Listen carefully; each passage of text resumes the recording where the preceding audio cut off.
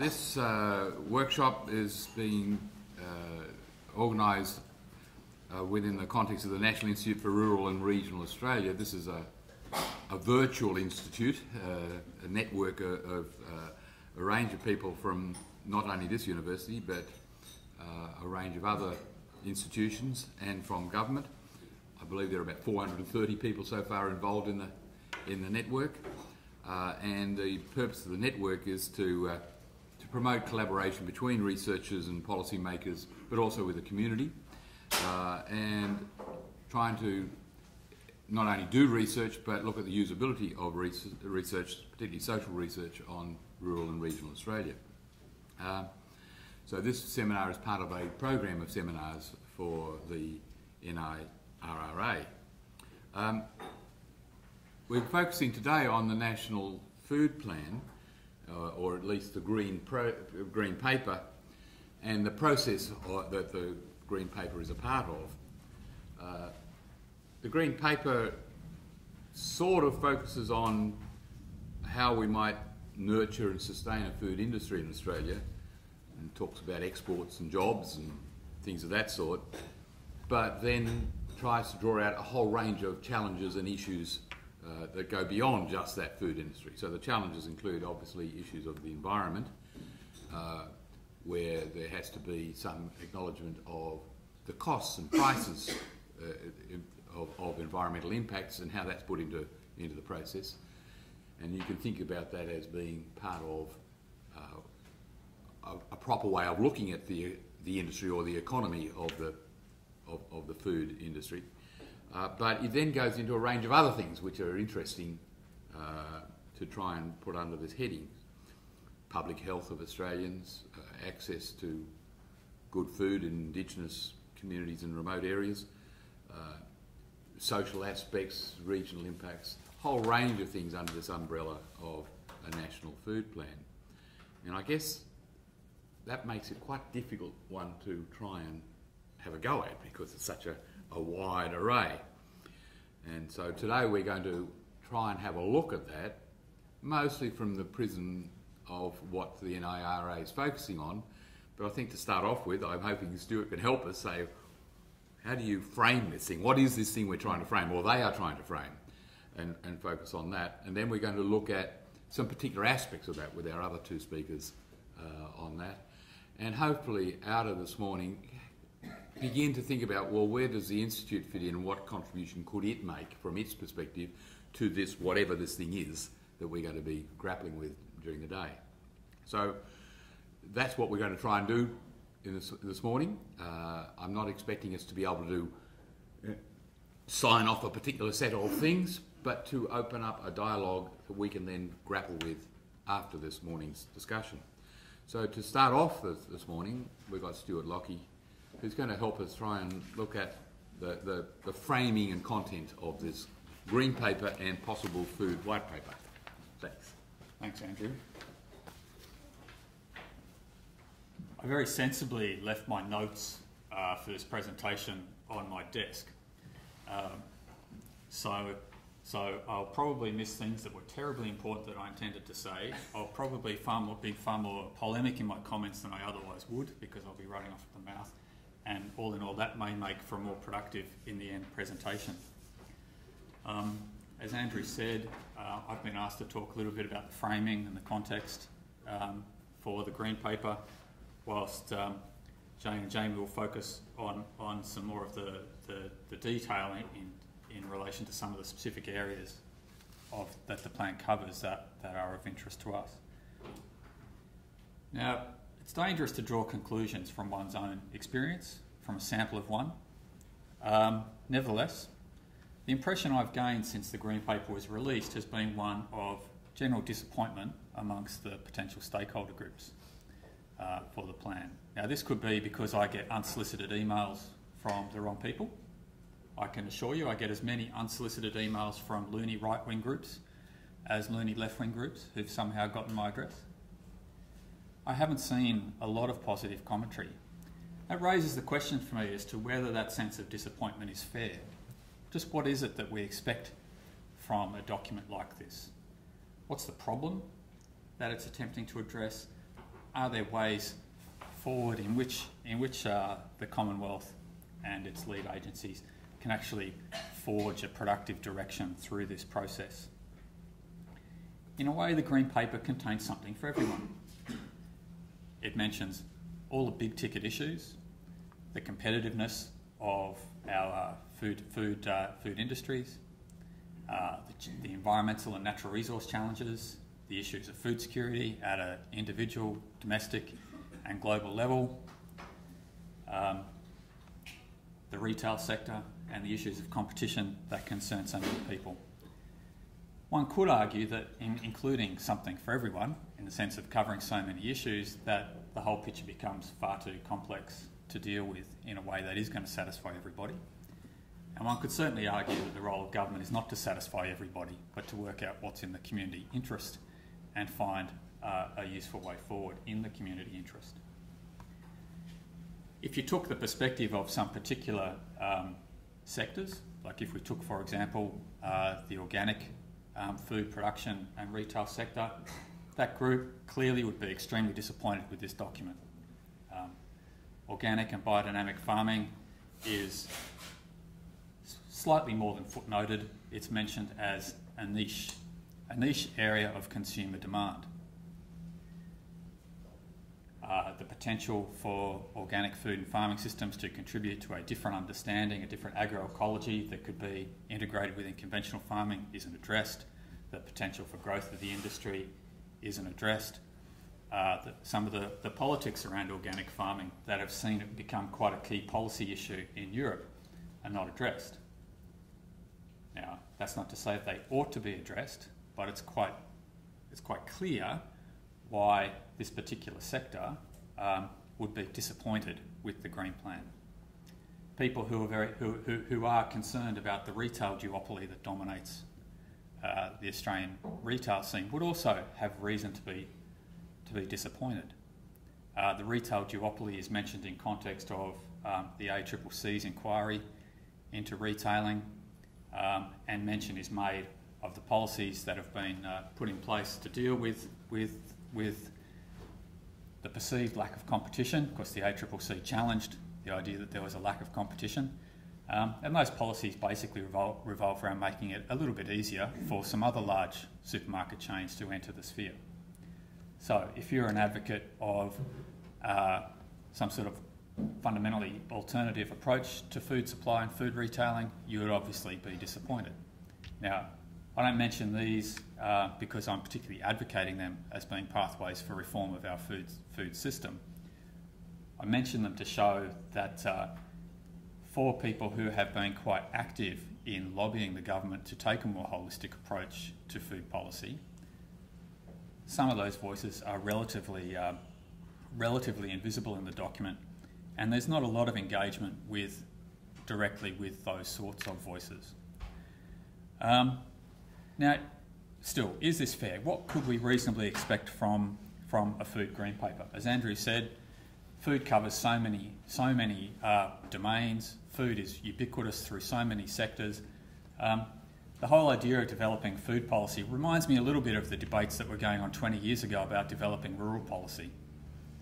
In the end, so many areas of policy pertain to food, pertain to the rural, that trying to develop them, pull them together into an integrated policy sphere becomes difficult, but also potentially meaningless.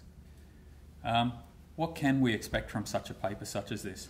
And I have to admit that this is where I personally start to find the way in which the Green Paper has been framed a little bit disappointing. And I think it raises for me the question of what we can productively do around food policy. The Green Paper aims to produce a sustainable, globally competitive, resilient food supply, supporting access to nutritious and affordable food. Is anyone here who was involved in writing the Green Paper? I just want to see how deep a hole I might dig for myself. Certainly, when you read a name like that, you hope that no one on the committee was happy with the outcome. You know, it reads like an attempt to summarise in a very short statement all manner of potentially competing ideas. So we're going to have a globally competitive food supply. Aren't these quite different things? We might have globally competitive production systems. We might be at the start of globally competitive supply chains. But our food supply? Why do we want globally competitive food supply? We want the cheapest possible, most sustainable food supply. We want the most nutritious. Food supply is about the consumption. Global competitiveness is about the production. We're trying to bring together a lot, and that is an inherently difficult thing. And I think the difficulty of that is then reflected in what emerged to be quite modest objectives for the paper. You know, the outcomes that are mentioned, they're all great outcomes. We want competitive production. We want to reduce unnecessary regulatory barriers. We want economic prosperity and community well-being, and we want nutrition. Of course we want all these things. No one's going to argue the detail on those sorts of things. But in realising those, what do we do? Well, the Green Paper will help identify potential policy gaps and possible actions. And I think the document does that really well. It goes through the major policy areas, it does identify possible gaps, and it does flag possible actions. And I think you could argue that some of the interest groups, I won't label them as special interest groups and denigrate them, but you can argue that, of course, people with a particular view on aspects of the food system, you know, are sometimes being a little bit precious. You know, it's already 120 pages long. We want it to be 240 pages long, 360. It's never going to cover anything. But in identifying potential policy gaps and policy actions, one thing that we're not doing is forging a bold new pathway for Australian food. You know, I think back to my first exposure to a Green Paper was as an undergraduate student in the mid-80s when the Green Paper on higher education was released that preceded the Dawkins era reforms. So the Green Paper was associated with what was, rightly and wrongly, a major shake-up of the higher education system. This Green Paper is about identifying possible gaps in consent. You know, as an academic, I just find it frustrating because it mentions all sorts of issues, but in nothing like the detail that us academics like to look at them in. As a citizen, I find it frustrating because it doesn't really tell me what the government's going to do other than summarise what it's already doing. So we don't, in identifying these potential gaps and possible actions, identify a bold new path. I was hoping when I read this that either it would identify a bold new path that made me think, by golly, that's good, or by gosh, I'm angry about that. In the end, it just left me a bit cold because it's a very tentative approach. So in the framing of the paper, I think we need to be cognisant both that it's not framed as a bold new approach and criticising it for the lack of detail and bold new initiatives, in a sense, kind of takes us nowhere. we need to go back to the starting assumption here. The starting assumption being that the Australian food system is strong and resilient and dynamic and innovative and ready to respond to all the opportunities that are developing. And we need to start challenging all that. One of the things I find a little bit frustrating in the framing, the challenges, Andrew mentioned the challenges, climate change, population growth, the recurrent climatic challenges of drought and so on, they're all in here, but they're all qualified. It seems that in the drafting of this document, whenever a challenge is laid out, it's qualified with a word like some. There are some challenges. We don't want to get too worried. We don't want to become alarmist, and I'm very sympathetic to the idea of not becoming alarmist. There is a lot of alarmist literature about the challenges and threats facing food production in Australia, and there isn't a lot to be gained for a Commonwealth agency in repeating those alarmist arguments. What worries me a little bit, though, looking at this from a policy point of view, is the lack of attention to what you might call a sensitivity analysis. You know, the best estimates at the moment tell us that by 2050 we're not going to look at a level of anthropogenic climate change that will fundamentally challenge our ability to adapt. But And I find it quite irritating that people keep on misreading the reports and talking about the complete collapse of the Australian food system by 2050. But there are also quite plausible arguments that we may see a degree of climate forcing that we don't expect. The climate models are based on a fairly linear way of trying to incorporate short, rapid feedback signals. They don't deal terribly well with threshold effects, runaway effects that we hear about from time to time. So it seems that by 2050 we'll be dealing with a moderate level of climate change that we can probably deal with. And that's the most likely kind of outcome that we can see. But we know it's plausible that we'll have to deal with something more extreme. I would really like to see attention to how we deal with the unexpected. The framing of this as a cautious and conservative approach to the possible challenges that we face, I think does us a disservice in not looking at how we keep an eye on the potential for the unexpected. I can see how that's a little bit difficult because we don't want to just give in to alarmist ways of thinking that the whole world will collapse. We don't want government green papers to talk about the sky falling in. But I think we do want to look at, I think it will be far more realistic to incorporate some of that sensitivity analysis. We also, in the way this is framed as a complex policy area that needs to address multiple issues, deal with a lack of integration and a lack of a clear direction as to how we get that sort of integration. There are a few possibilities flagged for food councils and ministerial cooperation and so on. I'd really like to think that a green paper could make some stronger statements around how we get that integration. We know that it's complex, we know that food covers multiple spheres, we know there's government activity across all of these. What I think we need is a bit more concentration, a clearer identification of where the challenges are, both for food and for food policy, and a much sharper focus on how those are dealt with. So that's my overview of how it's framed from memory. Any difficult questions or points of pointing out that I've misinterpreted or misread or misrepresented the policy, I of course fall back on my defence and say that it's all written out very accurately on my desk. But in the meantime, I'll hand it over to the other speakers to talk about the detail. Thank you.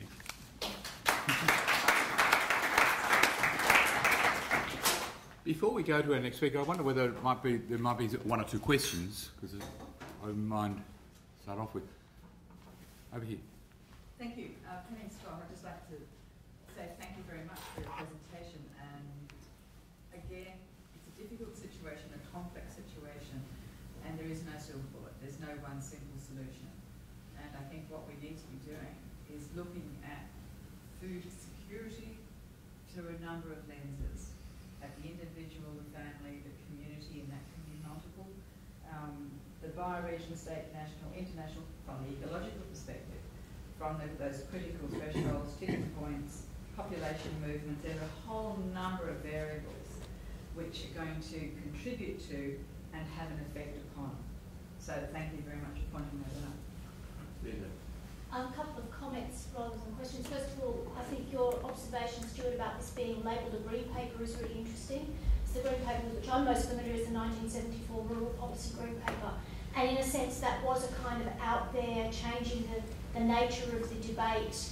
To me, from what you're suggesting, it sounds much more like a discussion paper rather than a green paper with some sort of status as the beginning of a policy conversation from a particular perspective that people can kind of respond to, as you suggested, either be angry about or supportive of. So it's interesting that they've chosen to call it a green paper when it's not in terms of the green papers with which we're familiar. But I'd also like to pick up on a conversation that Andrew and I were having outside before this forum started, and that is in a sense the so what question, which is a central question in my discipline of public policy, which is what is the problem? What is the problem and the question that this is proposing to be the response to? I mean, why do we need a national food plan? Is it about food security? Is it about agricultural production? Is it about climate change? Is it about the Murray-Darling Basin and the impact the MDBA plan is going to have? I don't think it clearly articulates the problem to which it is proposing to be the solution. And if you don't have a clear problem, I think it makes it much more difficult to actually work out what this thing is supposed to be about. Yeah, well, I'll take all those comments as comments with which I think are very consistent with my own views, so thank you. Just if I can, on that one, you know, if one was going to be a cynic, and I'm not normally a cynic, it strikes me as a paper that's trying to tick every interest group box. It's like the titles of ministers these days. The titles of ministers have got every box you can think of. It actually doesn't talk about what they do. It talks about who they're dealing with, and that raises a tricky issue, and it's a tricky issue for the network to respond to, because you have to think about, well, if what's the agenda that the main agenda or two or three agendas which the group feels would be more usefully focused upon and might gain from maybe not this way of pulling everything together, but some other way of pulling it together. It just seems to me that that's a real challenge for us in responding to it as well. I'm not sure I've added anything others have already said, and Stuart, you're nodding, but it does, it's something maybe as we go through the morning that the group might sort of say, well, for the purposes of response, rather than simply saying we wonder what this thing is, they say here are some areas where we think it could usefully focus, and if it focuses on these in particular, well, if it wants to look at other things, fine, but if it focuses on these ones, here are some comments we would make about the way it could address these ones a bit further. So that's a suggestion from me. Well, we might then, hang on, I've gone and lost my bits of paper.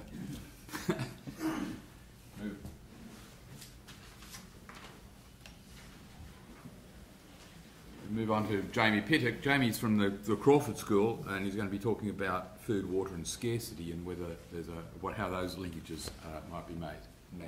Thank you. Andrew, thank you.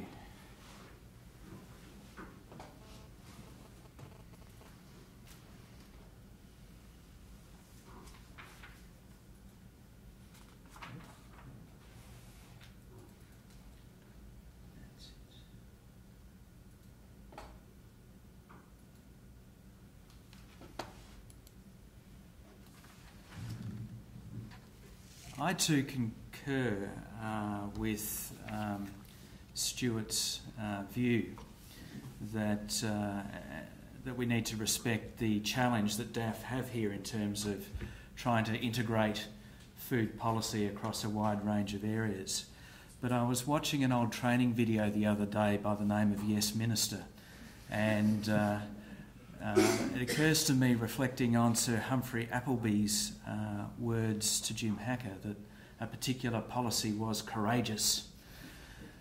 Well, those of us who sit on this side of Marcus Clark Street in the university tend to look to government to come up with courageous policy, and I would certainly view this green paper as being far from courageous. Looking at it, what I see is a whole list of existing government policies listed under the title What the Government Plans to Keep Doing.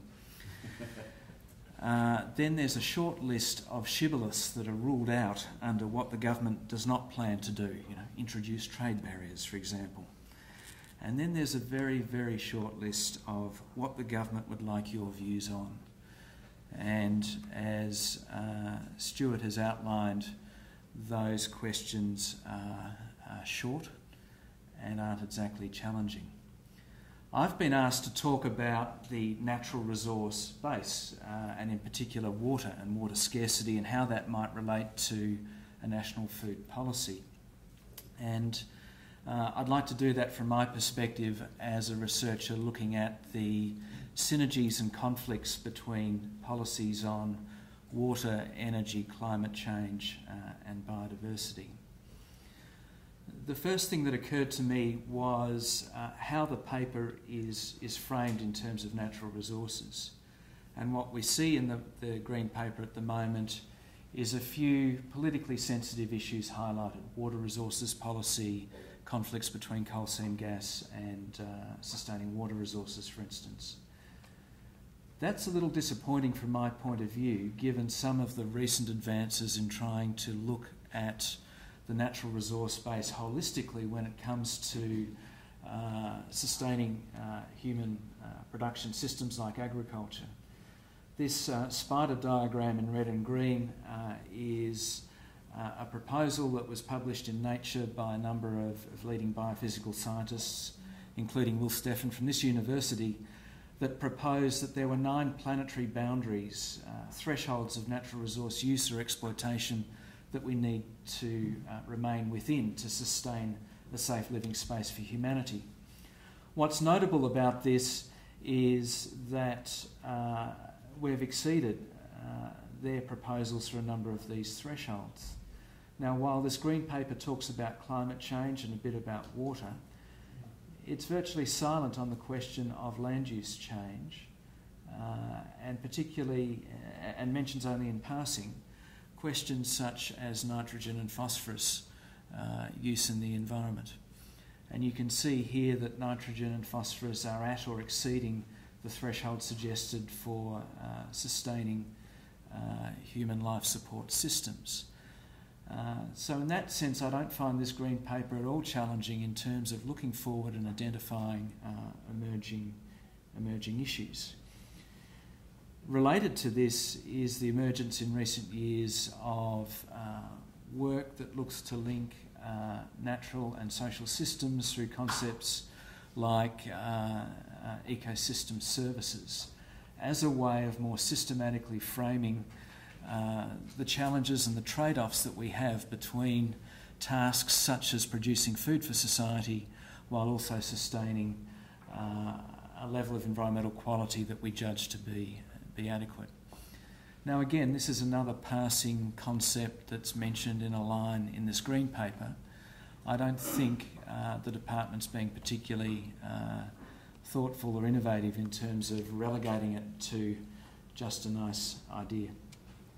More recently in this donut diagram, Oxfam have taken the biophysical scientists' concept and proposed to add a safe and just component to this way of thinking about how we as societies govern human environmental interactions. And what they've proposed is that sustainability involves a social foundation that includes elements such as food and water policy and management systems. And I think this is a very neat way of integrating a lot of these measures. And so I guess my suggestion to DAF and the government is that perhaps they need to think about the framing in this sort of context. Moving specifically to water, the Green Paper does talk about the need to dramatically increase food production, and of course food production relies substantially on water. The problem is in that many countries, including large parts of Australia, we've already fully exploited the available water resources in terms of our current food production, water productivity. The International Water Management Institute, as part of a global comprehensive assessment of water management and agriculture, has considered what that might mean in terms of how much water is needed to produce the food that the world needs by 2050. And you can see here that all of their scenarios talk about using a much larger proportion of food, a much larger proportion of water to produce the food that we need. And they've looked at several options here for how that might best occur, including one focused on a rain-fed driven system and another focused on an irrigation system. Essentially, what they're suggesting is that much greater green water use, the water that's used in transpiration of plants, rather than diversions of blue water from rivers or aquifers, is required to produce the food that the world needs. I don't see much discussion of that in the Green Paper in terms of where Australia sits in relation to food security and natural resources. Sorry. That brings me to the question of climate change, in that we know that the world climate is changing, But as soon as you get to modelling of what that means in terms of water availability and knock-on effects in terms of agricultural production, the models have a huge range of variability, to the point I would suggest that they are of little practical management use beyond showing trends. And take a look at these ones, for example. If you look at where Australia sits on these different models, you can see that large areas of the country are suggested to receive either a lot more runoff or a lot less. That situation is particularly evident in the Murray-Darling Basin, where CSIRO's done one of the largest downscale modelling exercises seeking to link climate change models to hydrological models, and they've proposed that by 2030 average surface water availability may range between 7% more water to 37% less water. So in that context, it's fairly hard to develop a very specific response strategy. And I think what that means is that we have to be much smarter in our policy development about identifying those robust policy responses that are no or low regrets. That is, that they provide benefits to us as a society regardless of whether the climate changes in ways that we expect. And there are many obvious ones in the natural resource and agricultural sector. And another is that we need to be identifying those response measures that will help us regardless of which of these climate change scenarios turn out to be more accurate. I was asked to talk about water scarcity in relation to agriculture and the question of whether that's limiting in terms of Australian food security and where it should sit in this plan. I actually don't think that in terms of irrigated agriculture, Australia is particularly sensitive to water scarcity now or in the immediate future.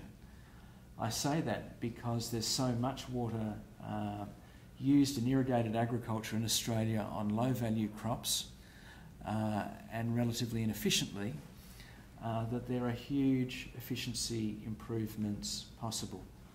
That was highlighted during the early part of the last drought between 2000 and 2008, when the Bureau of Statistics reported that irrigated surface water diversions fell by 70%, yet the gross value of irrigated agriculture declined by less than 1% in nominal terms.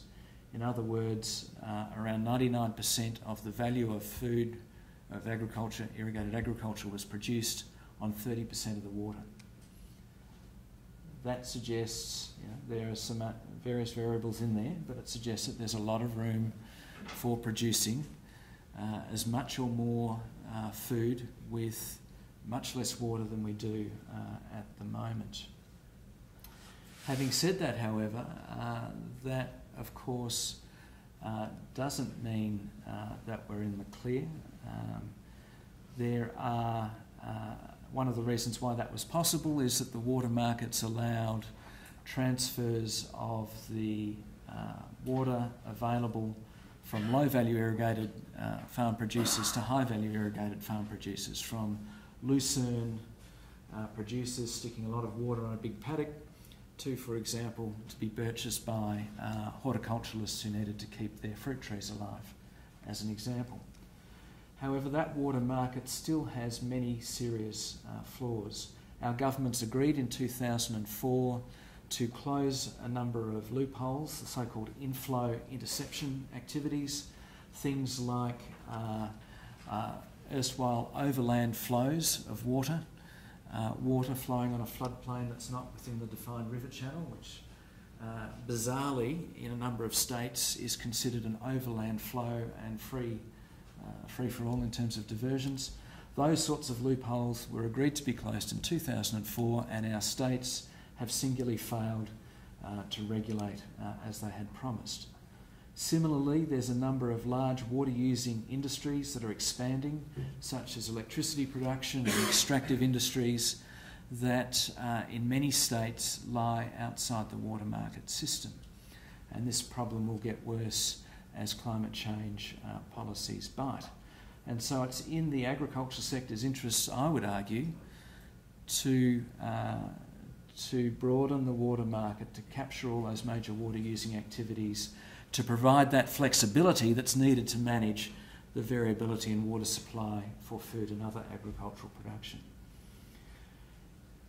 This also raises some other hard questions, and one is in some states agricultural policy has tended to favour high-value production systems such as horticulture in Victoria that require a very secure and reliable supply of water. The greater variability in water supply we're likely to see with climate change threatens that security of water supply, and we saw during the last drought large tracts of horticultural crops being ripped out. That raises the question of, in the future, are we better shifting our agricultural sector towards more flexible annual crop production, rice rather than fruit trees, for instance, that is better adapted to dealing with the variability with climate change? I don't see these sorts of issues seriously discussed in this Green Paper. What the Green Paper does talk about in glowing terms is the government's policy of investing in water infrastructure, and in particular the $4.8 billion being thrown at irrigation infrastructure in the Murray-Darling Basin. Now, I'm at a loss to understand how the department can reconcile its talk about having a competitive industry while we are throwing $4.8 billion in public subsidy at some sectors of the irrigation industry in one part of the Murray-Darling, or some parts of the Murray-Darling Basin. These do not compute. This is essentially a breach of the 1990s national competition policy principles, where what we said was, as a society, we're going to give the irrigation industry a windfall in terms of giving them water entitlements that they can own and sell, a huge capital transfer, if you like, to those farmers. We will patch up their leaky old irrigation systems and give them to corporations that those farmers own and run, on the basis that thereafter they will be, like every other sector of the economy supposedly should be, an economically competitive business that sustains its own investment and so on. Yet now what we're seeing is the government turning around and essentially subsidising those irrigation sectors that have been the least efficient, that have invested less of their own money in reforming their own irrigation structure. And so I think DAF has a role here to say to some of the other federal government agencies, we have to square this circle. It's really not consistent. The paper also talks about some of the trade-offs between energy policy and water and food policy. And it talks about them as if the federal government's current policies on water and climate change are fixing the problem. I would actually argue that this is a serious and potentially growing problem.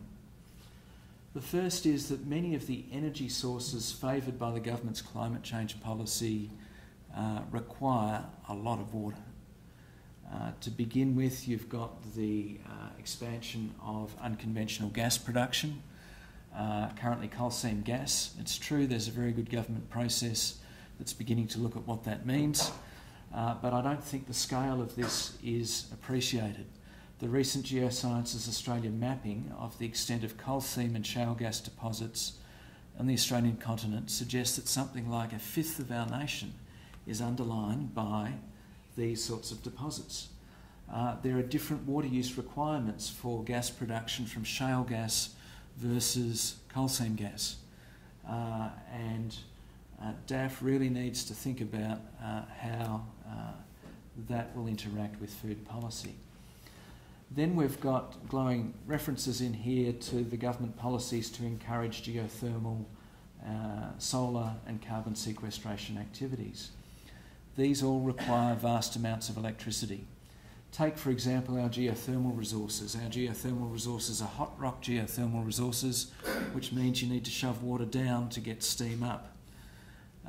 And if you're talking about developing geothermal provinces like those in the Northern Flinders or in the Catherine Daly region of the Northern Territory, there's clearly a trade-off to be made between developing irrigation in Northern Australia, such as the Catherine Daly region, versus using that water for renewable energy generation. Carbon sequestration is another that I'll develop a little further. So essentially we've got this issue where we need to manage these trade-offs, and I think DAF needs to take a role in discussing and suggesting solutions for these trade-offs, including extending the water market to the energy sector. And so essentially what I'm talking about is ensuring that our carbon and water markets are redesigned so that they meet harmoniously rather than leaving externalities in the middle. Inflow interception is a key issue. We've already seen in prime agricultural areas in Australia the managed investment scheme boom and bust, where large areas of farmland were turned over to these sorts of eucalypt plantations. Now we're seeing the so-called carbon farming initiative, where landowners will receive subsidies, benefits for planting trees on their land. I think there are some real trade-offs here between water for the environment and food production versus carbon sequestration in plantations. Now, the federal government says that they've got various measures in place to manage that trade-off. I think that they will be utterly ineffectual for reasons I won't go into here. Just taking, for example, the Carbon Farming Biodiversity Initiative, where $946 million has been allocated. My estimate is that around 315,000 hectares of land could be planted for such biodiversity plantings, and that could result in the transpiration of water that would otherwise go into the rivers and be used for the environment and for food production of around $940 million worth of water. There's clearly a trade-off here. It can be managed, but it's not being managed either in the government's carbon farming initiative or in this green paper. This is one way it could be managed. One way is to actually zone the country. There are areas like the Mallee regions of southern Australia where you could plant eucalypts to your heart's content and not impact on water resources, or I would suggest food production to a substantial degree, whereas there are regions like the western slopes of the Divide in this part of the world where such carbon planting would be disastrous in terms of reducing inflows. One of the things I find most disturbing in the Green Paper is the conflation of drought policy and climate change adaptation policy. They are not the same thing, and I think the government needs to far more clearly understand the differences. As recently as 2007, federal and state governments were handing out subsidies to landowners to develop farm dams like this as part of a drought adaptation policy. And the idea was the farms would store more water on their land, and that would make them more resilient in a drought because they've got on-site water. We saw the effects of that sort of policy in this Canberra, Yass, Goulburn region during the last drought when the rivers dried up, because if you store that water higher up in the catchment and it evaporates, then that's water that's not going into the river and sustaining downstream communities, food production and the environment. This is an example of drought adaptation that I would argue is maladaptation. Many of the measures in drought policy have been about, there's an unstated assumption that the climate and the hydrology is stationary, that what we're doing is giving farmers a help to stay on the land to resume the same farming business when this unnatural drought breaks. With climate change, of course, the climate and the hydrology is not stationary, and we shouldn't be thinking in terms of reinstating the same kind of farming business. We should be thinking about a new kind of farming business or a new kind of land use that is different and more resilient to the new climate and the new situation in terms of water availability. This was highlighted during the last drought along the River Murray, where we had the barking mad situation where in drought-declared regions many small block irrigators were receiving drought relief payments to stay on their properties and continue irrigation farming in the future, while there was another government program saying that these sorts of irrigation properties as part of a whole river basin system are unviable and we're going to pay you to stop farming and leave. So, you know, it's up to the federal government, it's up to DAF in this sort of green paper to propose some sensible ways forward here. Just one further point I'd like to make on this sort of issue, and that is that sustaining water in the rivers for the environment that's not immediately diverted for agricultural crop production is not detracting from food security. In the distant past, our rivers were so healthy that cities like Adelaide and Melbourne received a large portion of their protein supply from inland fisheries, such as this picture of Murray and trout cod being taken from the Murray River. Now, those inland fisheries have largely collapsed, and DAF in the past has played an admirable role in funding work to restore many of these inland fisheries, and that's certainly a role I would urge them to consider doing again, and potentially as part of this food strategy. There's one phrase which really gets my goat in this green paper, and that is this nonsense about red tape. The community has standards. The agricultural industry, like all industries, operates within a social licence, and when that social licence is offended, that industry suffers. And one way of maintaining that social licence is to adopt standards, including regulations, that meet the community's concern. Higher standards are inevitable, particularly in agriculture. And we've seen a number of examples in the past decade where inadequate or lack of standards have resulted in a lot of justifiable criticism of the agricultural sector, and new standards have been adopted. All the muck pouring off the Great Barrier Reef catchment onto the reef is one example where the Queensland and federal governments ended up regulating to require compulsory property plans for many of the larger farms in the key river basins draining onto the reef. The poor quality of agricultural and veterinary chemical licensing is another example. The growth of third-party independent certification schemes dealing with community concern in the fishing sector with the Marine Stewardship Council is another example. So standards are evolving, they're getting tougher, and they will continue to get tougher.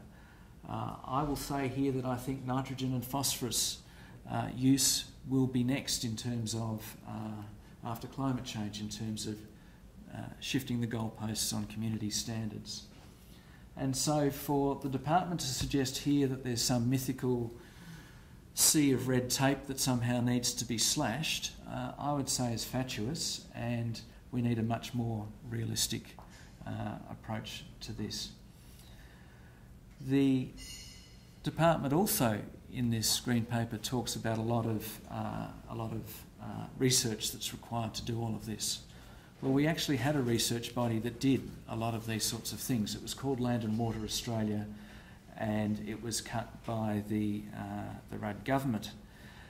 Fortunately, the Productivity Commission, that bastion of good public policy, has proposed recently that a new research body be established that would cover many of these sorts of issues, and I would love to see DAF take a chance and propose such a research institution. So to conclude, I would love to see this National Food Plan go beyond current policy and in particular deal with the contradictions between a number of the federal government's existing policies. Climate change will be felt through water scarcity and vulnerability. That can be managed. We can retain a secure foods production capacity, but we need to deal with it more cleverly than is proposed here. We need to think of the differences between drought and climate change adaptation. We need to use water more efficiently, but should provide ways to encourage industry to fund this. The government really has a key role here in making a smarter water market that links to the carbon market to eliminate those externalities and reinstate an appropriate research capacity and perhaps think more cleverly about working with evolving community standards. Thank you. Great.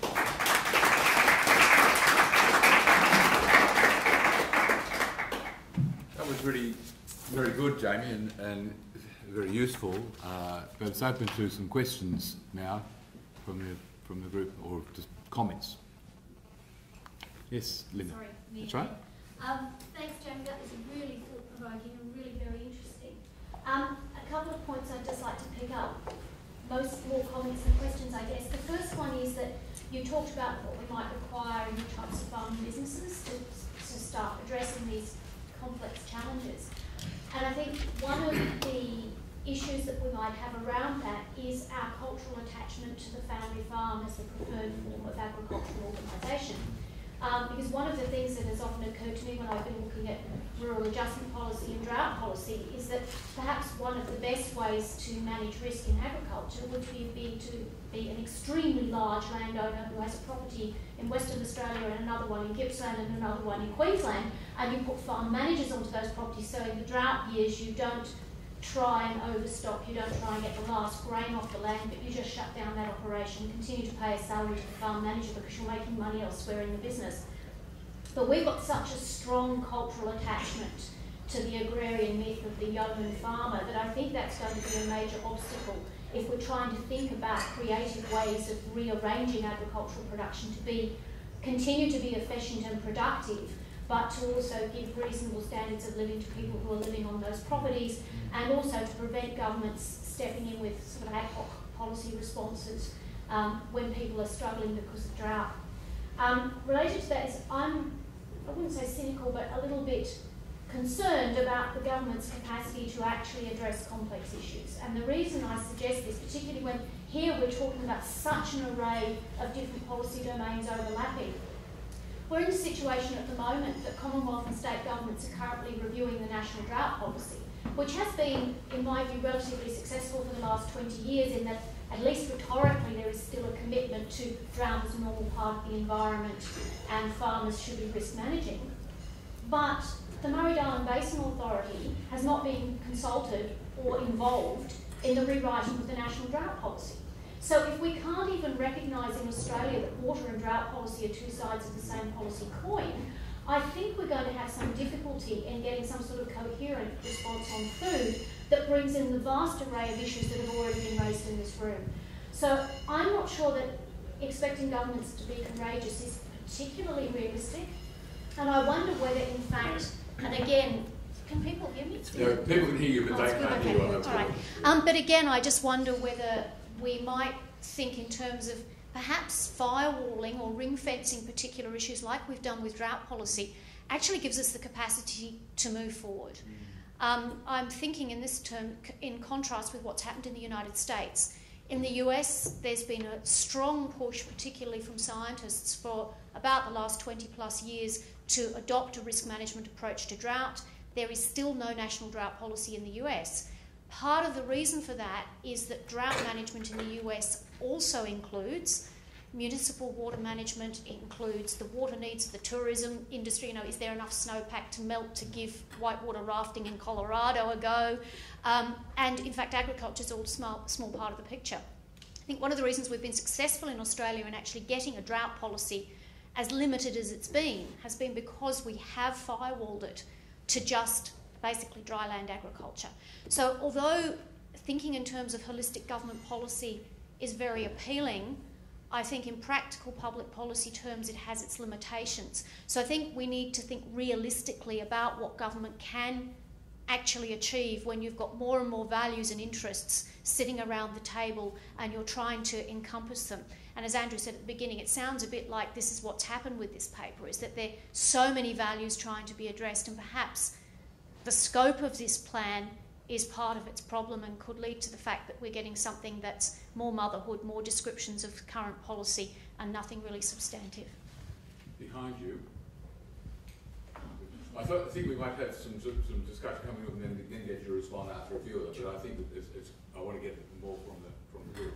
Jamie, thanks very much for your presentation. It was really thought-provoking. You mentioned about squaring the circle. I wondered why, because the political imperative isn't there. And secondly, I agree with Stuart's and your comments that a lot of this paper, this green paper, is vacuous, motherhood statements, generalisations, but it also homogenises farm families.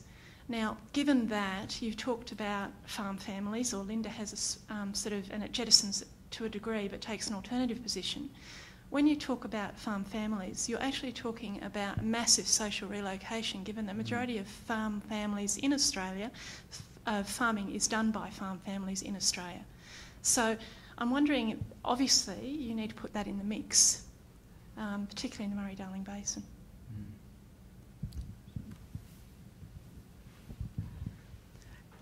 Lyndall Thompson, thanks for those talks. Following on from Penny and Linda's points with the farm families that is something that DAF is looking at addressing, and the reality with readjusting farm businesses and farm families is that farmers, even when they're paid out, don't leave farms. They often just sit there, take the payment and then restart again. So even if the government were to do that, it probably wouldn't be successful. And then that brings in those issues of real rural readjustment and what skills training and skills basis that the government brings in around that. And I just wanted to pick up on the point you made about LWA and the Productivity Commission. I don't know whether you've seen the Research and Development Corporation policy paper that's come out that has already said that they will not be establishing an institute like LWA because they feel that the RDC policy they have in place will cover those, I guess, indirect impacts of agriculture. So if you just check that out, I think you'll have your answer. Okay, over here first.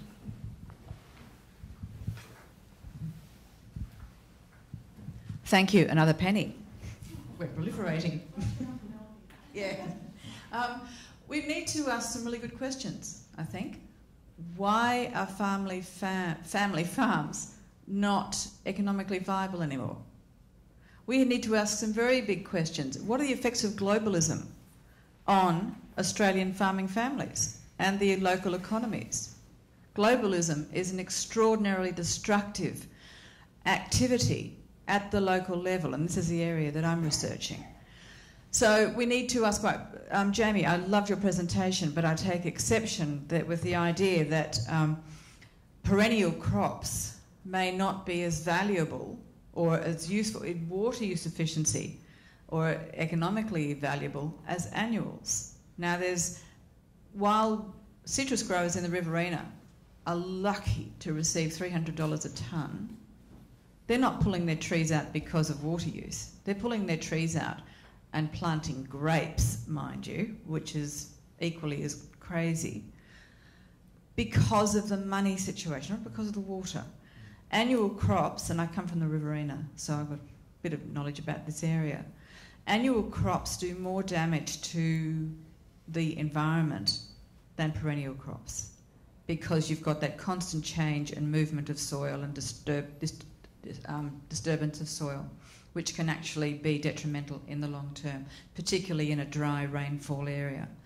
So I think we really need to be asking some really good questions, not taking the helicopter view as to farm readjustment. I find that personally offensive because I'm just about to buy a farm and grow more food in a completely different way to a commodity market. I'm growing food for local consumption. So while family farms are producing food stuff in order to sell, to buy food, we're actually missing a very important point. Our whole change, the whole raison d'etre for being a farmer has changed to growing stuff, to sell, to buy food. And I challenge most Australian farmers now. I'd say about 5% would be growing perhaps 40% of what they're actually eating themselves. So we've changed the entire system about producing food. We produce stuff for money.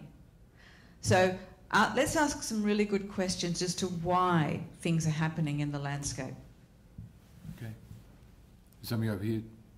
Yes. Hi. I actually just wanted to pick up something you mentioned about biodiversity policy, which in terms of, like, there's stuff in here about, you know, the Australian government will continue to support improved environmental performance, you know, improve and maintain the environment, which, I mean, the Commonwealth has, I guess, fairly little control over, you know, native vegetation policy, for example, which is, you know, state-based policy. And at the moment, with all the talk of green tape, there's a lot of talk of cutting back vegetation clearing legislation, and at least in New South Wales we have evidence that the legislation has had very little impact, if any, on clearing rates in the last 10 years. So I guess my question from this document was really just, well, how are we expecting to improve and maintain our natural resource base in vegetation if the state-based legislation is actually not being, at least in some states, being effective in reducing the rate of loss as it is? And if we're wanting to expand food production, are we going to continue seeing loss of native vegetation, or, yeah? Can I suggest, Jamie, that you might want to come in on a few of these points now, and we'll see if there's anything else. But I think it's best we carry this conversation along a little bit longer before I turn to to Jane to come into to another angle on this paper. Thank you. Excellent comments, which I largely agree with. Just to pick up a few brief points, certainly I agree with Linda and Penny that having a government deal with such a broad-ranging policy area and doing it well is incredibly difficult. And I certainly share Linda's question about, is it realistic and feasible? Perhaps a federal government can realistically only do it in a few areas and do it well. And in that case, I guess one question is food the area we should prioritise for the federal government to do that? Should we square the circle? I guess it's an interesting question. I mean, if you've got an obvious policy conflict like tree planting for carbon sequestration versus runoff into the rivers, I would certainly hope that the federal government was smart enough to identify the conflicts and try and work through whether there is a win-win solution. I think in this case there is. I just don't think that they've turned their minds to it adequately. I think it's desirable that we do square that sorts of circles to try and avoid the obvious policy conflicts and having a reactive policy later. In terms of the question of perennial versus annual crops, I wasn't suggesting that any one was better than the other, except in respect to climate variability and water availability. I think there is an argument that if our rivers under climate change conditions become much more variable, larger floods, more droughts, there is an argument that it will be harder to sustain perennial crops like trees if there are some years when there isn't the water to keep them alive. Now, there might be all sorts of reasons why we want to try and maintain a perennial crop system, but I think in many places it will become increasingly harder to do so, and that some portion of that estate might need to change. And then the question about the environment, yes, I don't see the biodiversity aspects dealt with at all very thoroughly here, and I guess it gets back to the question Linda raised. You know, can you realistically expect a broad-ranging policy like this to do such a good job in all areas. Perhaps it's more effective to beef up an Environment Protection and Biodiversity Conservation Act than expect a food plan to do a good job. It's a good debate to have. Thank you. Anybody else want to raise anything for this one before I move on? Yes, over here.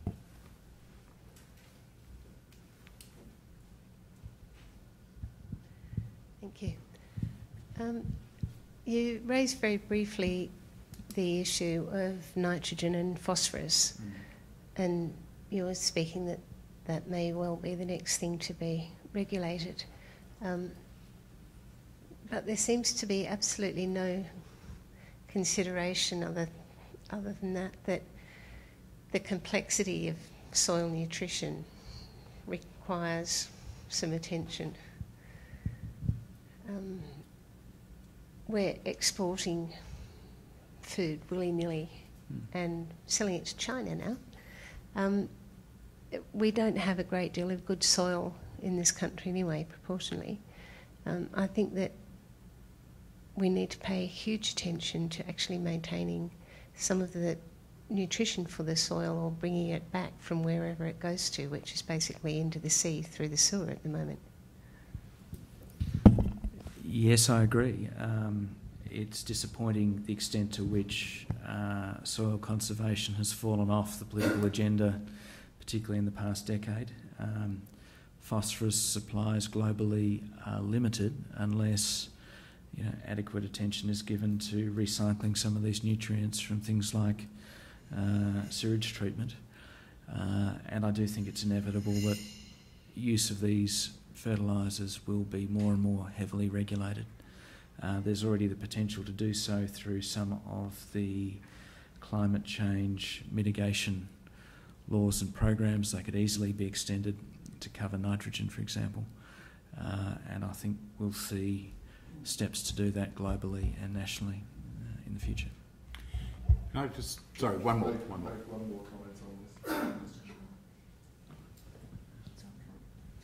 Yeah, about the really about your point, Linda, about the complexity of doing a food strategy which takes everything in. I mean, what I was going to say as a comment until you made your comment was this strategy ought to start with a natural and social capital base, and what we expect in what we want in future, for rural and regional Australia, what we have as a vision for what that natural capital and social capital base can be.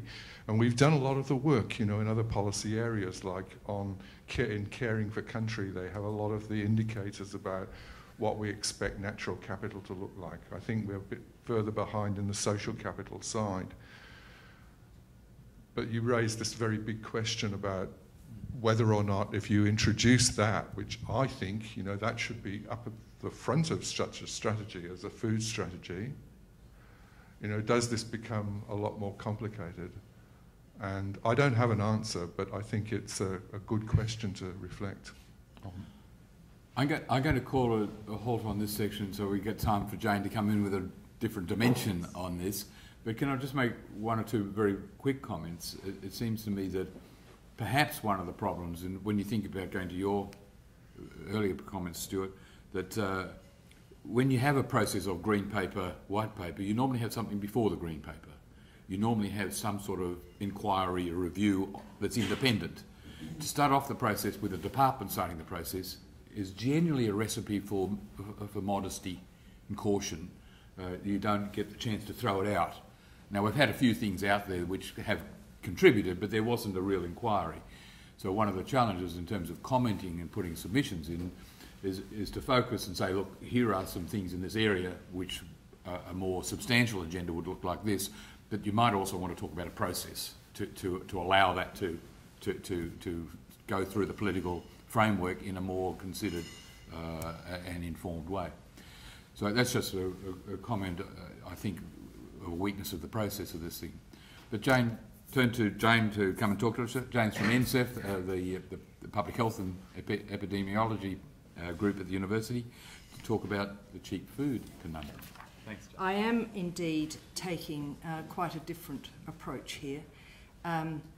First up, I'd like to also acknowledge a conflict of interest. Well, not a conflict of interest, but I have been recently a major contributor to the Australian Food Sovereignty Alliance Alternative Food Plan. Yes, thank you. And so for people who are interested in a very different national food plan, please Google Australian Food Sovereignty Alliance. Yes, I think the Green Paper is a very good descriptive stocktake of volumes, levels, problems. And yes, I would echo the other two speakers in terms of, because it is such a broad brush, it contains, I think, some major contradictions and some major silences, and particularly around the view of high-value foods. I think we do need to actually unpack what we mean by high-value foods. Are they nutritional high value? Are they of high value in terms of being resource efficient? Are they high value in terms of earning Australia gross domestic product? That's a particular silence. But what I'm going to be talking about is the major premise that I think is built into this report in relationship to food security, and that is that what we need is sufficient calories at a cheap price. We need sufficient food choice to satisfying a growing urban population. So I think there is a major urban bias embedded in this research, and I think considerations for rural and regional Australia are glossed.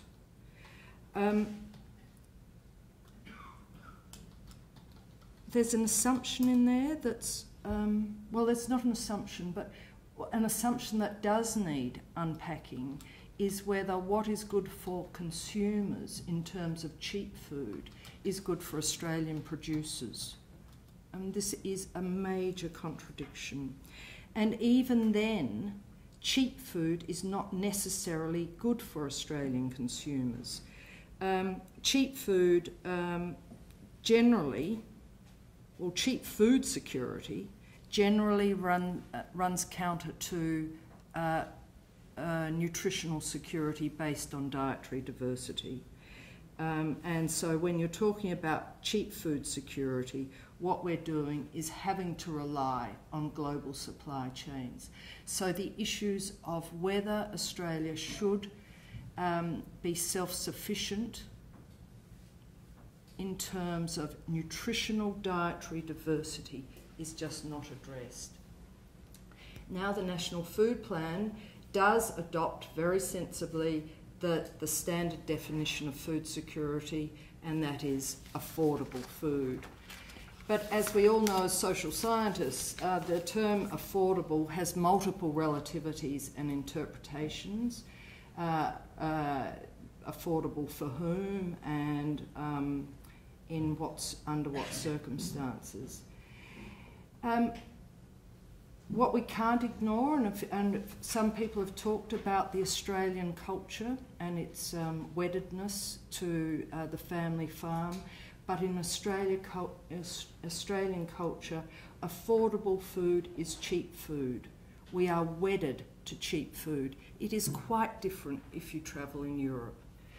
And as somebody did mention, I think Stuart, this notion of we're doing all right because we have ample supplies of cheap food is reflected by successive reviews of the supermarket sector.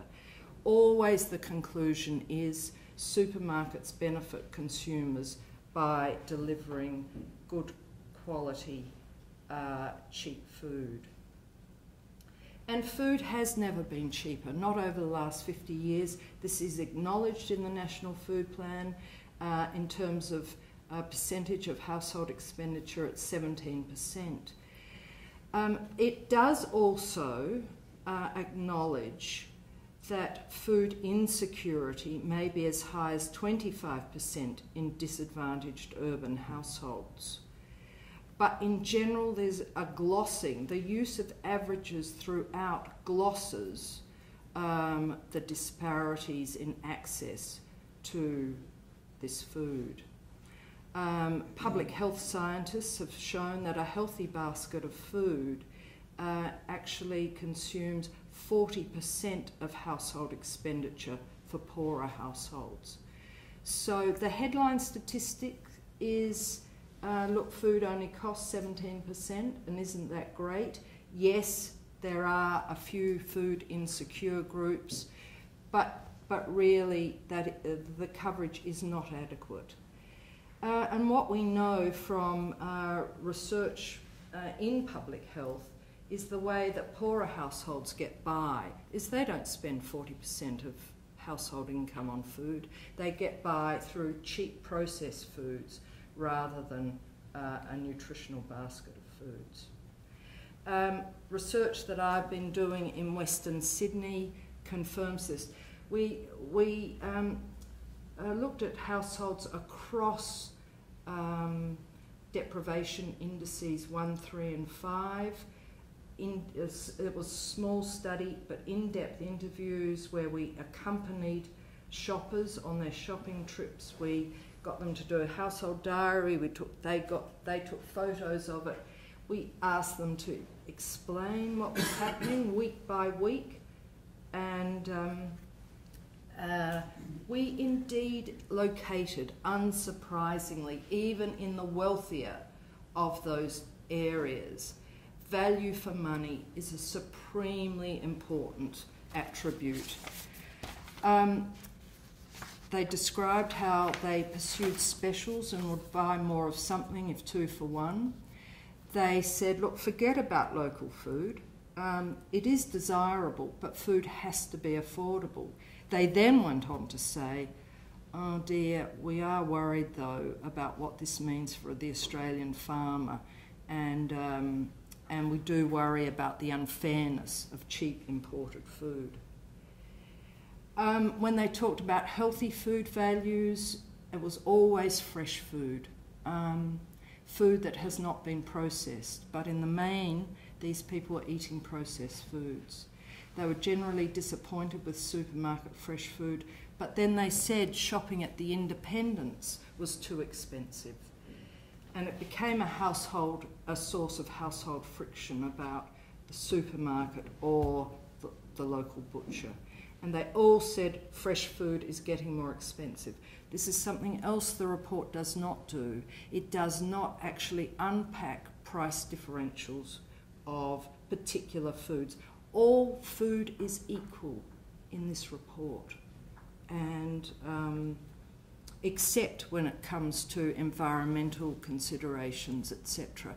But from a dietary perspective, there is very little unpacking about what we're talking about and whether Australia should be self-sufficient or how it can supply affordable dietary diversity, fresh food to people. So the Australian culture is dominated by an ethic of being a thrifty shopper. Purchase of healthy food is a discretionary purchase in many households. It's partly expense, and part of that expense is poorer families fearing that if family members don't like the healthier food and it's more expensive, they'll waste it and it'll end up being thrown out. And really what we've found is healthy food purchases, or food generally, is so low for these urban households at one level after keeping the job, paying the mortgage, paying the rent, having enough money for petrol these days. The National Food Plan does acknowledge household priorities, but again, there needs to be scenarios built around the food security sections in the report at least. My concern is that an emphasis on cheap food and food security in terms of cheap food leads to inferior diets because cheap foods are processed foods, and there is a section in there about processed foods contributing to diet-related disease. But I'd like to turn to now the issue about how cheap food leads to Australian farmers leaving the farm, and clearly for some people in this room that is an inevitability, and I mustn't romanticise the Australian farm, but I do think it sets up a vicious cycle to loss of domestic food self-sufficiency, which may become more important in the future for the sorts of critical events that Stuart alluded to. I do think it would be a great pity if Australia lost more and more people and the social capital to the cities, because what happens when farmers leave the farm, people lose income streams and population in agricultural regions are lost, or there is a turn to non-food production, turf, cut flowers. This is more research in Western Sydney. It started with interviews with beekeepers and cheap apples. We were looking at the consumer side and the producer side. And just to unpack what the cheap food system dynamic means, and I wish there was more of this in the report. So, consumers do prefer cheap apples. There is no question. This means that in that top line, the supermarkets are importing apples. They're now from New Zealand and China, risking fire blight, as we know. Actually, bees spread fire blight throughout orchards, so if you're really looking at a system dynamic thing, there's a risk there. There'll be an order to eradicate bees if that takes place, and a decrease in pollinated food crops at that level. That's just one of the sequence of events that should be thought through in any scenario about what we're doing in relationship to cheap food security. The preference for cheap apples means that the orchardists can't afford commercial pollinators. So in fact, what you are seeing is livelihoods lost to the apple orchardists in the Bilpin and Western Sydney area and the Adelaide Hills area because of the importation of cheap apples from other countries. But you're also seeing that because the few existing orchardists eking out incomes, they can't afford the bee pollinators and the commercial beekeepers, so those people are leaving the industry. And really what we're getting is this increased pressure for imports because we suffer apple shortfalls. Beekeepers leave, apple orchardists leave, the orchards are sold to land developers, domestic food security is undermined. There is no sense in this report of just unpacking some of the consequences of, look, as long as Australians have access to cheap apples, they're nutritious, then these are the sequelae of those decisions. The report makes a lot that over 90% of fresh food is domestically produced, but that average really does gloss differences between sectors. Only 30% of Australia's fish is domestically produced. So, is domestic fresh food self-sufficiency important in the National Food Plan? It says it in a couple of ways. Well, it's worried about the pursuit of self-sufficiency because it could mean supporting less productive enterprises, resulting in inefficient resource use. But then it says if there are shortfalls, we could turn, what is inevitable in any market situation is farmers will rise to the challenge, and they will, because they're spurred on by increased prices. But what it leaves unsaid is, are these domestic producers or international producers who will rise to this challenge? Says nothing about the lead times in terms of this, but we know that what has happened in the case of shortfalls, it generally leads to the establishment of global supply chains. On the matter of continuity of supply, there is some talk, but it is really glossed over again. Continuity of supply in imported foods, it is recognised as 2 of 4 sources of shock, but it really doesn't address this in any meaningful way. This toss-up about, should we be importing foods of low nutritional value and producing our own foods of high nutritional value? These questions are left unanswered. So the way forward on food security, it was about, this is verbatim and I'm coming to the end. Enhancing food choice, affordability and access through economic and agricultural practices. At an earlier point, it did say that food security couldn't just be secured through the food system, but we do have to think about income policies for poorer communities. But at that point in the report, income policies, social security, social policy disappears. The way forward on food security is through that globalising access to food choice affordably and easily. Maintaining and improving the natural resource base underpinning food production, but I've just pointed out that if we add to some of our risks, biosecurity risks in Australia, if we are importing particular foods, and reducing barriers to food businesses that food businesses face, that's good. Working with industry to meet challenges to future food production, that's good. These are ways forward on food security.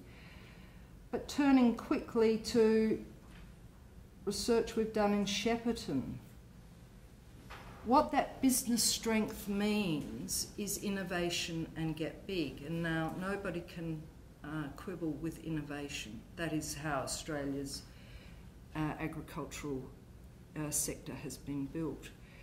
But an urban planner said, it's all about innovation. I know a lot of the bigger players are looking at what the demand actually is and planning accordingly. They're getting out of horticulture and into pomegranates. A manager of one of the 2 big supermarkets said to us, customers want local produce, but everything local is supported by agribusiness. If you're not in agribusiness, you're just not there. So the issue about having a mixed model of production, a mixed model of farming, and is just not in the report. There are these assumptions that what is required is innovation, but actually innovation for many people can only be delivered by the biggest players. And that actually makes us very vulnerable in terms of having a biodiverse agroecology. So once I'd done all that, I became quite shocked. I do actually think that the National Food Plan is good for the thrifty consumers in the short term, good for food businesses and industry, but I wasn't sure where Australian farmers sat in terms of food businesses and industry. The National Food Plan perpetuates an urban bias in terms of development economist Michael Lipton writing in the 1970s. What we see in many countries is rural to urban transfers of wealth via cheap food and the gross national product gained from food exports. which is then reinvested in urban infrastructures. That's where the bulk of the votes are, in the cities. And no wonder this happens. But really, this is a report for urban consumers. So I'll just finish with how to help apple growers and beekeepers. I think we've got to use income policy as a route to food security for the most vulnerable. We're not to use the cheap food route, but in addition to income policy, somehow we have to encourage middle-class consumers in this country to spend a higher percentage of income on supporting local producers, and then that will link into taxation and housing affordability policies, because we can't just tell even the middle class to spend more on food if they're really feeling the mortgage squeeze and cost of living pressures through transport. So I think we have to take I do think we have to take a holistic approach to wealth at the household level, income generation at the household level. I do think there has to be, even for the apple growers and beekeepers, if there were more government payments for them to provide ecosystem service delivery, the whole notion of multifunctionality in agriculture, that's not there. I was pleased to see the Victorian government has offered an initiative to support farmer co-ops in that state, having abandoned and destroyed farmer cooperatives through competition policy. The Victorian government has given a small amount to help farmers and growers come together to market more efficiently, to do business plans, to become more innovative and bigger. That is one route to increasing your size, your capacity, is through many small farmers cooperating. And I thought the report did a good job of using the food map, but I think, like Jamie and Stuart, there was really no forecasting and planning of Australia's capacity to increase domestic supply of the healthy dietary diversity that I think Australia needs more than the high export value crops and meats, etc. For me, this is the high value foods.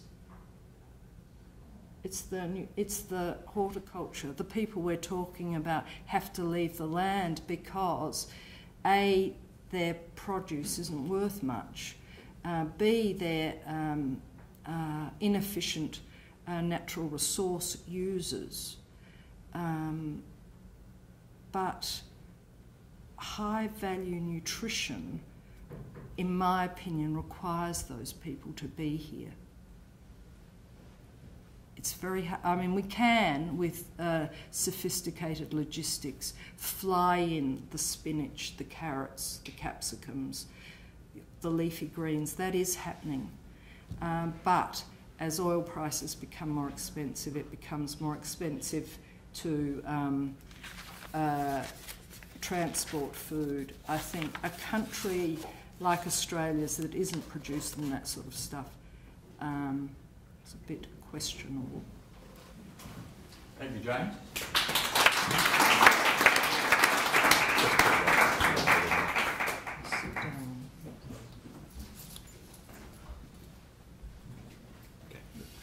Okay, so first of all, any questions or discussion about Jane's presentation before we try and pull a few things together? I'm mindful of time, but I do want to make sure we've got at least 10 minutes on this. So I'll go up here first, and then Stuart. Hi Jane, thanks very much for that, and I'll admit that I've actually just read the submission of the Australian Food Sovereignty Alliance that was made to DAF, and I actually went through it last night, and I thought that you had actually made some really great points in that. It's up on the website now if you haven't been able to check it out. One of the things that I wanted to comment on is the international context. That's probably, in terms of your diagram, sort of sits above that diagram, because you talk about apples and the importation of New Zealand apples as if the government just allowed it to happen, but that's not the case. There was a massive case mounted against importing those apples, but the reality is we have all these free trade agreements that, whilst we would like to protect our farmers, we can't. In protecting our own farmers, we're sometimes not protecting other farmers from, say, developing countries who do want to import into Australia. So there's this really complex mix that your talk doesn't, whilst I agree with most of what you said, it doesn't quite bring in that as international aspect that sort of says, well, you know, there's all these phytosanitary issues that come up in terms of biosecurity that said, look, you know, you can't use that as an excuse to exclude another country from importing their produce. So I think what would make your talk more holistic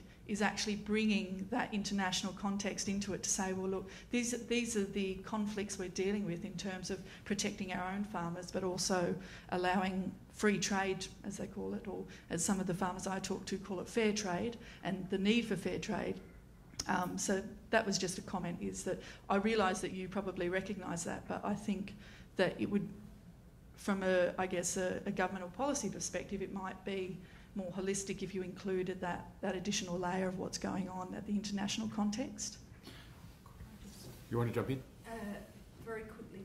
Lyndall, I agree with you, but this comes back to the point that somebody raised about what is the key point, what is the problem that this exercise is meant to be addressing.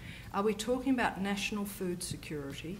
And then that can come into the scenario planning that I think needs to be done. Or are we talking about Australia's role in global food security, where international supply chains coming and going become very important? But that elision, that lack of clarity, are we talking about national or global food security, and can we have it both, but let's tease out the contradictions? That needs doing. I just think you're talking about an issue, you do need to have those multiple aspects, even if you're talking about national food security. Can I come back on that, Stuart? Do you want to raise? Well, I want to raise a quite different point, but just on trade. You know, Australia is signatory to hundreds of international agreements, and most of those international agreements are very careful not to undermine sovereignty. And it's very convenient for Australian governments and government agencies to claim that trade policy is somehow special in giving us a set of obligations that somehow do exceed national sovereignty. Trade and the regulation of international trade is highly politicised, and of course New Zealand farmers are not third world farmers and don't have some high-fluting moral argument to access Australian markets. New Zealand, the industrialisation of New Zealand agriculture has been highly contentious, associated with huge levels of waterway pollution, and doesn't necessarily need the support of Australian consumers, one could argue.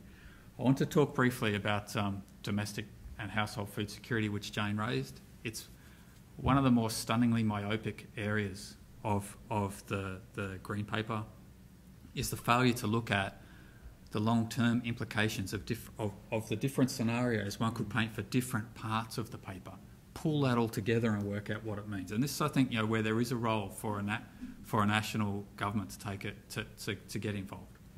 So the assumption is household security is mostly a matter of being able to afford food, and we know from the research that Jane talked about that there's huge level of variability in people's ability to afford food, that the 17% of disposable income that we on average spend is quite misleading when we look at specific groups.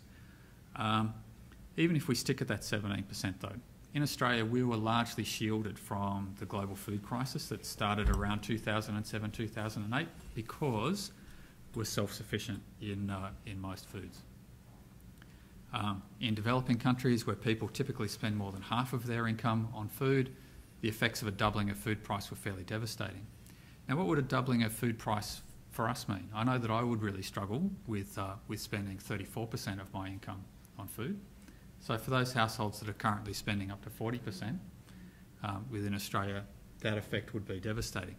Is that a plausible sort of scenario? Well, I think it is. The idea that if we become a net food importer, that'll be okay, we'll get away with that because we're a rich country,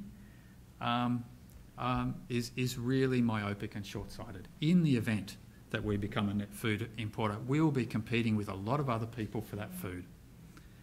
We will be competing with the burgeoning middle classes of China and India and Brazil and all sorts of other places where people have the incomes to demand that food.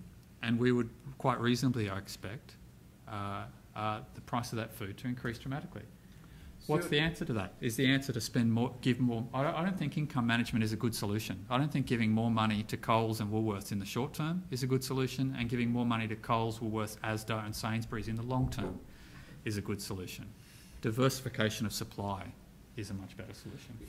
So I suspect that a number of us here will feel uncomfortable with that as well. I mean, the idea that because we have more reliant on international means that we're more vulnerable to massive price increases. Well, it doesn't apply in anything and everything. I wonder whether there is a discussion we need to have here of how do you balance these trade-offs? Just like we had from Jamie trying to put on the table a range of trade-offs that need to be balanced, and what are the mechanisms to allow that balancing. I think Jane's put a number of things to the table which require another set of trade-offs, and what are the best mechanisms to manage those trade-offs.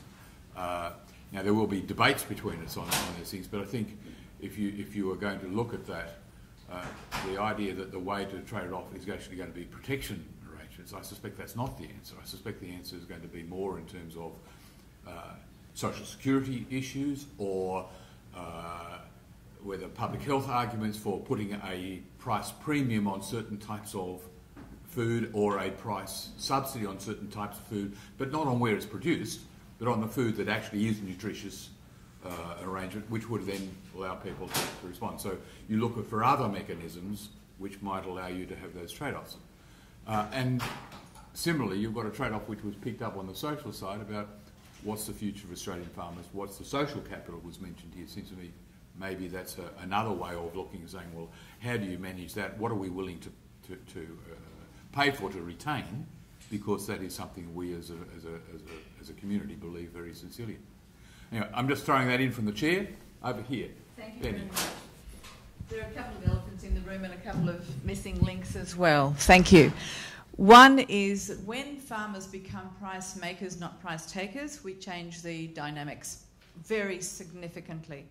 We're also, this green paper to me leaves it to the market to solve the issues. Now, the market has created the problems, as far as I can see, in the broader context.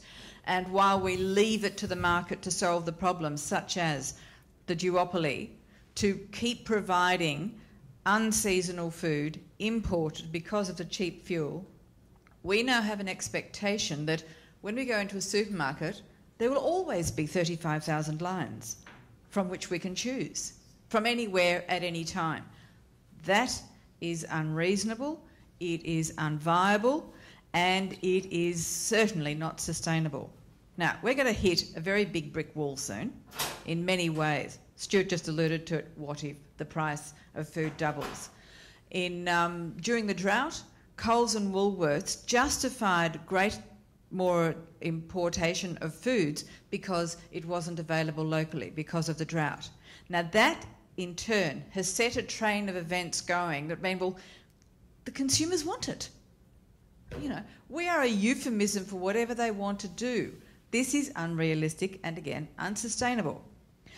The greatest way to have resilience, and it's a word I don't think is mentioned very often in that paper, is to have a greater number of players and participants in the whole system. Very much what Jane's talking about with the Australian Food Sovereignty Alliance. It is about diversity at every layer, not just the farmers, but I'm so excited about urban agriculture now. People are actually taking responsibility for caring and contributing to their food production. Now, it's not going to meet all the areas, such as protein, which has already been discussed. But the more players we have, the more people taking personal responsibility. And this is where this paper hasn't a hope. I would love to see the equivalent being written by the Greens. I suspect we might have a very different focus on how it could be achieved. So that's what I just wanted to say. We need more diversity and participants in the entire food business, and we need to be localising our economies, not just looking at things at a national scale. Okay. I wonder whether we might try and have a few minutes to see whether we can draw anything about where to from here in responding to this paper. You know, we've had a lot of discussion about unease about the paper, too wide, not courageous enough, not a clear agenda. From this morning, it seems to me that there are, while we haven't canvassed everything, we've been identifying a few areas where perhaps some submissions might come forward and say, why don't you say a bit more about this, or why don't you clarify? But identifying some areas where we think there would be some considerable advantage in focusing attention, rather than everything, but everything only a little bit. So I'm trying to get a reaction. Are the things we've talked about this morning what we want to cover, or are there other things that people want to pick up? Jane? Andrew, one thing I thought that the three of us had in common was Stuart talked that we need more sensitivity analyses in terms of, well, really there were like different scenarios to the immediate and the future. Jamie talks similarly about the need to do what you said, focus on trade-offs in one particular area, the food and water equation, and let's do some scenarios for different parts of the country, for different sectors within the water users. I similarly talked about the need for different scenarios around whether we're aiming for self-sufficiency in nutritional diversity, or just rather crude food security. And what would that mean? What would be the policy options? You know, 3 in each of those things. So I think we're asking for more case study, scenario building type exercise that allows policymakers to say, well, if that's our goal, or maybe they start with the goals and then they do the scenarios. But I saw that common theme in the 3 presentations. Yep. Thank you. I guess the overwhelming response that I have is that, and it's kind of on page 6 of the summary, where it says that what we're going to do. And one of the things is it's going to employ more scientists. Now, as a social scientist, I have issues with that, okay? Because I think that, one, we move into the quantitative sort of positivist environment, that the sort of the fabric, a lot of the fabric of the debate is actually lost. That in fact, that if that's their agenda, it's all very well to say, look, we're doing modelling, but obviously we have to articulate that modelling into something, and someone's going to have to do it. And I think that's a huge omission of the paper. The second comment overall that I had with response to the paper was the lack of attention to biosecurity. I think that it almost homogenises a response. It's not specific, and I think that there needs to be a far greater detail in terms of more than generalisable statements, that something has to be said more specifically there. That's my impressions. Other reactions? Yep. Back to you again. Hi. I actually like the idea of going back to what Linda said, which is, why don't we start thinking about what the problem is we're trying to address, and taking that sort of problem-based, if you like, action learning approach to perhaps using the themes, the commonalities you've come up with, and then workshopping, for want of a better expression, what is the problem we're trying to address?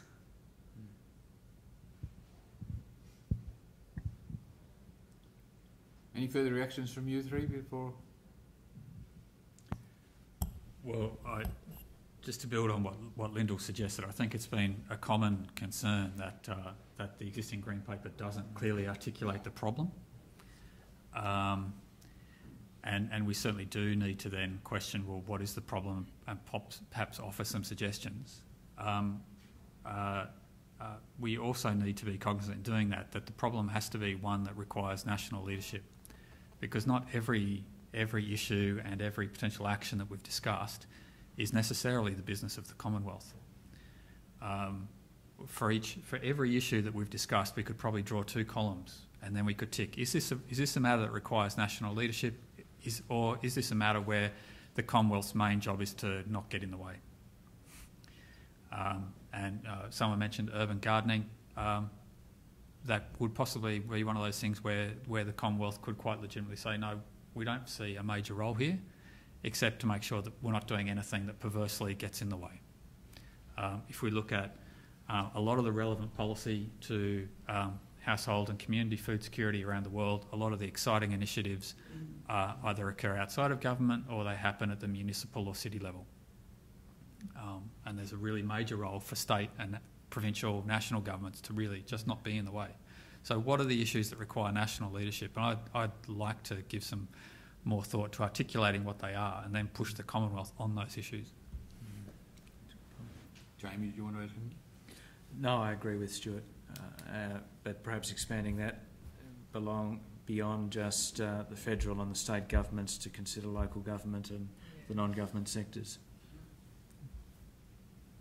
It seems to me that thinking about some clarity, pressing some clarity of what the problem is, and then saying what we see as 2 or 3. I'm not saying we have to have an agreement from everybody, but saying out of the network some identification of here are 2 or 3 ones which we think are very significant. Having a little bit more of the scenarios of why they're important and what sort of issues they raise.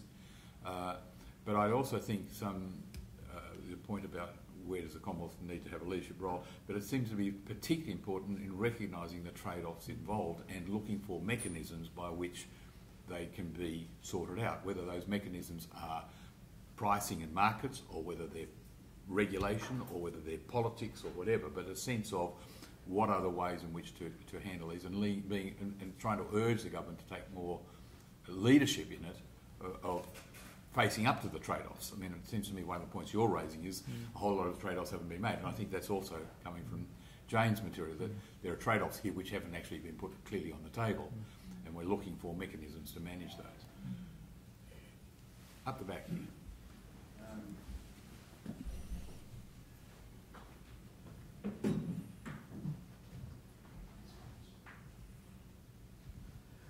My name is Dennis. I'm with the National Rural Health Alliance, and I'm just wondering whether one of the